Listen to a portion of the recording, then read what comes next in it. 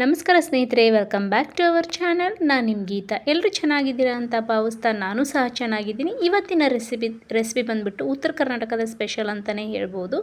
ಜೋಳದ ರೊಟ್ಟಿ ಯಾರಿಗೆಲ್ಲ ಇಷ್ಟ ಆಗಲ್ಲ ಹೇಳಿ? ಉತ್ತರ ಕರ್ನಾಟಕ ಸೈಡ್ ಇದ್ದವ್ರಿಗೆ ಜೋಳದ ರೊಟ್ಟಿ ಬೇರೆ ಕಡೆ ಇದ್ದವ್ರಿಗೂ ಇಷ್ಟ ಆಗುತ್ತೆ. ಬಟ್ ಹೇಗೆ ಮಾಡೋದಂತ ಗೊತ್ತಿರಲ್ಲ. ಬಟ್ ಈ ಮೆಥಡಲ್ಲಿ ಟ್ರೈ ಮಾಡಿ ನೋಡಿ, ಖಂಡಿತವಾಗ್ಲೂ ನಿಮಗೆ ಇಷ್ಟ ಆಗುತ್ತೆ. ನಾವು ಇದಕ್ಕೆ ಏನು ಸ್ಪೆಷಲಾಗಿ ಆ್ಯಡ್ ಮಾಡ್ತೀವಿ ಅನ್ನೋದು ಮುಖ್ಯ ಅಲ್ಲ, ಇದನ್ನು ಹೇಗೆ ತಟ್ತೀವಿ ಅನ್ನೋದು ತುಂಬ ಅಂದರೆ ತುಂಬಾ ಮುಖ್ಯ ಆಗುತ್ತೆ. ಒಂದು ಸರಿ ನೀವು ಸ್ಕಿಪ್ ಮಾಡದೆ ನೋಡಿ, ಖಂಡಿತವಾಗ್ಲೂ ನಿಮಗೆ ಇಷ್ಟ ಆಗೇ ಆಗುತ್ತೆ ಫ್ರೆಂಡ್ಸ್. ಇವಾಗ ಹೇಗೆ ಮಾಡೋದಂತ ನೋಡ್ಕೊಂಡು ಬರೋಣ. ಇವಾಗ ರೊಟ್ಟಿ ಹಂಚನ್ನು ನಾವು ಸ್ಟವ್ ಆನ್ ಮಾಡಿ ಇವಾಗ ಬಿಸಿ ಮಾಡೋಕ್ಕಿಟ್ಟಿರೋದು. ಸೊ ಇದು ಬಿಸಿ ಆದಮೇಲೆ ಇದಕ್ಕೆ ನೀರನ್ನು ಹಾಕ್ಕೊಳ್ಳೋಣ. ನಮಗೆ ಎಷ್ಟು ಜನ ಇರ್ತೀವಿ ನೋಡಿಕೊಂಡು ನೀರನ್ನು ಆ್ಯಡ್ ಮಾಡ್ಕೋಬೇಕಾಗತ್ತೆ. ಜಾಸ್ತಿ ನೀರು ಹಾಕ್ಕೊಂಡ್ರೆ ನಾವು ಜಾಸ್ತಿ ಹಿಟ್ಟನ್ನು ತೊಗೊಳ್ಬೇಕಾಗತ್ತೆ.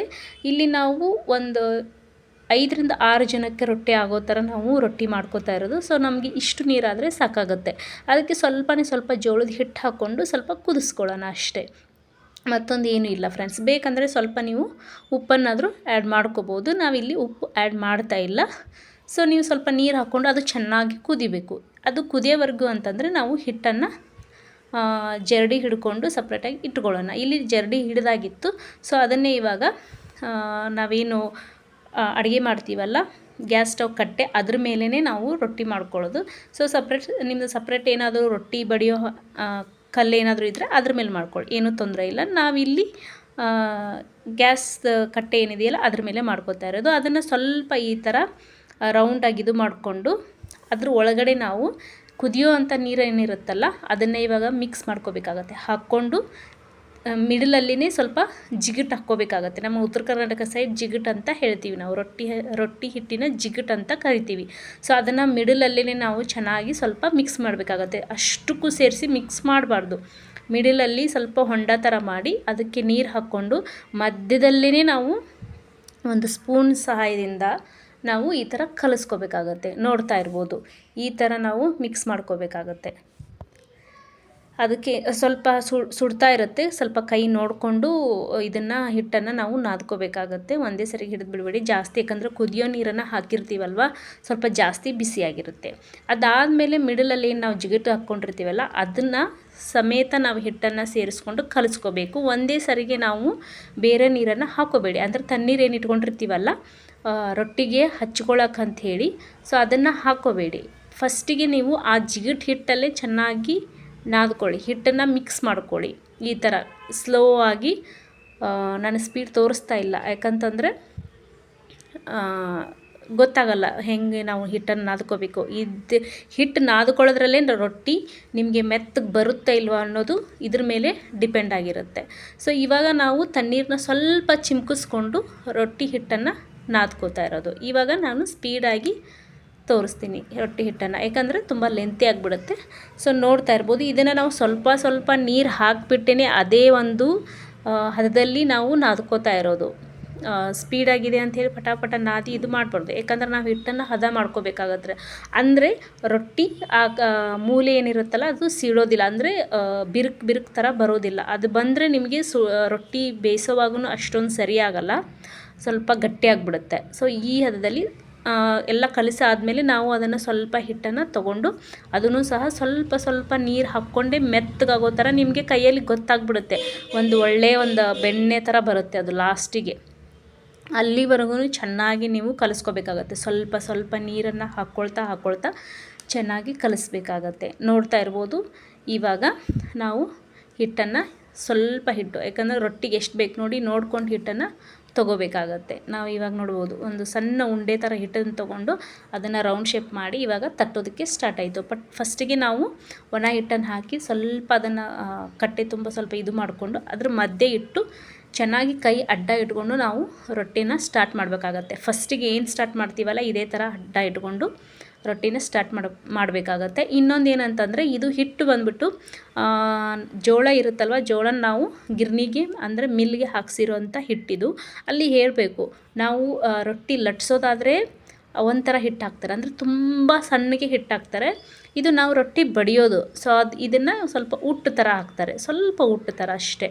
ಇದನ್ನು ಸಣ್ಣಗೆ ಇರುತ್ತೆ, ಸ್ವಲ್ಪ ಒಂದು ಉಟ್ಟು ಥರ ಹಾಕ್ತಾರೆ ಅಷ್ಟೇ.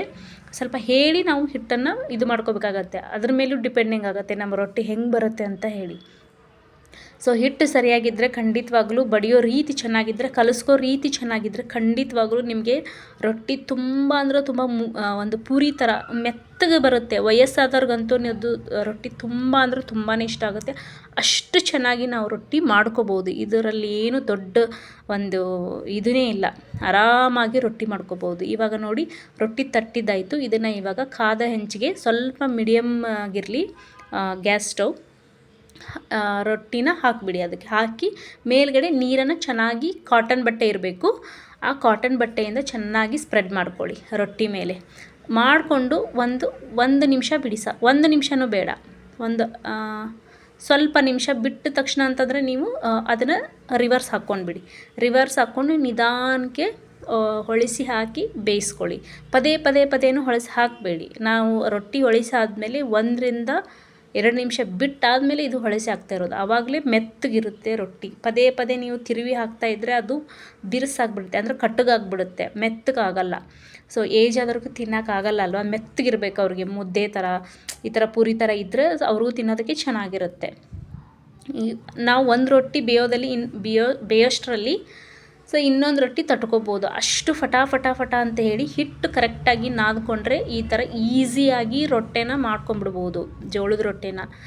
ನೋಡ್ತಾ ಇರ್ಬೋದು. ಇವಾಗ ಅದಕ್ಕೆ ಹಾಕಿದ ತಕ್ಷಣ ನಾವು ಜಾಸ್ತಿ ಹೊತ್ತು ಬಿಡಬಾರ್ದು. ಹಿಂದೆಯೇ ಕಾಟನ್ ಬಟ್ಟೆಯಿಂದ ನೀರಲ್ಲಿ ಅದ್ದಿ, ಅಂದರೆ ತಣ್ಣೀರಲ್ಲಿ ಅದ್ದಿ ಈ ಥರ ಸ್ಪ್ರೆಡ್ ಮಾಡಬೇಕಾಗತ್ತೆ. ಸ್ಪ್ರೆಡ್ ಮಾಡಿಕೊಂಡು ಒಂದು ಸ್ವಲ್ಪ 1-2-3 ಸೆಕೆಂಡ್ ಬಿಟ್ಬಿಡಿ ಅಷ್ಟೇ. 1-2-3 ಸೆಕೆಂಡ್ ಸಾಕು ಅಷ್ಟೇ.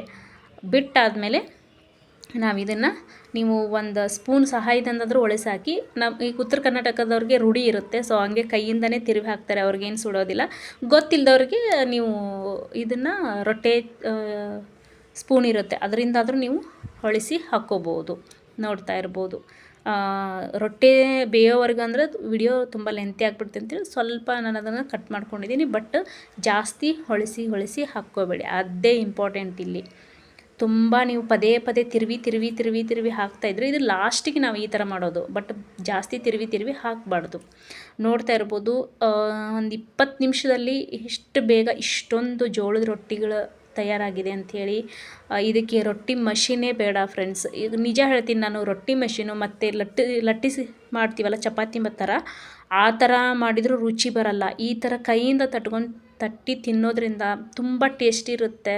ಮತ್ತು ಜೋಳದ ರೊಟ್ಟಿ ತುಂಬಾ ಹೆಲ್ದಿ ಅನ್ಬೋದು. ಇದಕ್ಕೆ ಎಲ್ಲ ಪಲ್ಯನೂ, ಒಂದು ತರಕಾರಿ ಪಲ್ಯ ಆಗಲಿ, ಕಾಳು ಪಲ್ಯ ಆಗಲಿ, ಪ್ರತಿಯೊಂದೂ ಪಲ್ಯನೂ ಇದ್ರಿಗೆ ಒಂದು ಒಳ್ಳೆ ಜೋಡಿ ಅಂತಲೇ ಹೇಳ್ಬೋದು. ಅಂದರೆ ಒಂದು ಒಳ್ಳೆ ಟೇಸ್ಟ್ ಬರುತ್ತೆ ಜೋಳದ ರೊಟ್ಟಿ ಜೊತೆ. ಸೊ ಈ ಮೆಥಡಲ್ಲಿ ನೀವು ಒಂದೇ ಒಂದು ಸಾರಿ ಟ್ರೈ ಮಾಡಿ ನೋಡಿ, ಖಂಡಿತವಾಗ್ಲೂ ನಿಮಗೆ ಇಷ್ಟ ಆಗೇ ಆಗುತ್ತೆ ಫ್ರೆಂಡ್ಸ್. ಈ ಜೋಳದ ರೊಟ್ಟಿ ಮಾಡೋ ಮೆಥಡ್ ನಿಮಗೆ ಇಷ್ಟ ಆಗಿದೆ ಅಂತ ಅಂದ್ಕೊಳ್ತೀನಿ. ಇಷ್ಟ ಆದರೆ ಪ್ಲೀಸ್ ಒಂದು ಲೈಕ್ ಮಾಡಿ, ಶೇರ್ ಮಾಡಿ, ಕಮೆಂಟ್ ಮಾಡಿ, ಹಾಗೆ ಸಬ್ಸ್ಕ್ರೈಬ್ ಮಾಡ್ಕೊಳ್ಳಿ ಅಂತ ಕೇಳ್ಕೊತಾ ಇದ್ದೀನಿ ಫ್ರೆಂಡ್ಸ್. ಎಲ್ಲರೂ ನೋಡ್ತಾ ಇದ್ದಾರೆ, ಬಟ್ ಏನಂದು ವ್ಯೂಸ್ ಬರ್ತಾ ಇದೆ, ನನಗೆ ಸಬ್ಸ್ಕ್ರೈಬ್ ಆಗ್ತಾಯಿಲ್ಲ. ಪ್ಲೀಸ್ ಸಪೋರ್ಟ್ ಮಾಡಿ. ಒಂದು ಒಳ್ಳೆ ರೆಸಿಪಿಯೊಂದಿಗೆ ನಾನು ನಿಮಗೆ ಮತ್ತೆ ಮುಂದಿನ ವ್ಲಾಗಲ್ಲಿ ಸಿಗ್ತೀನಿ. ಸೊ ಅಲ್ಲಿವರೆಗೂ ಟೇಕ್ ಕೇರ್, ಬಾಯ್ ಫ್ರೆಂಡ್ಸ್.